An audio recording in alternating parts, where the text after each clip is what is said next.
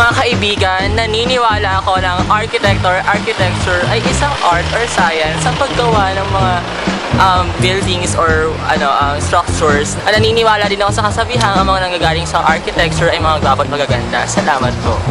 Drawing, di ba? Yung magpinta. Archaeology.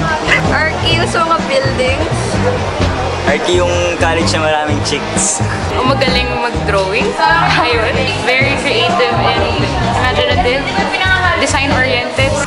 Like Fernando Almozoro is the greatest artist in 1939, the greatest artist on the whole Ubidilon, like him.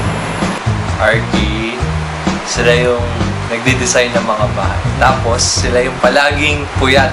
Kaya sa math, magagaling yung mga yan. Magaling umabsent. Sabi ko sa RT, malayo. RT yung course ng roommate ko dati. Sana anak ko mapunta doon. Ano ba, RT ba? Sa forest or... Mahihap siya, hindi ko mahihap siya, hindi ko siya carry.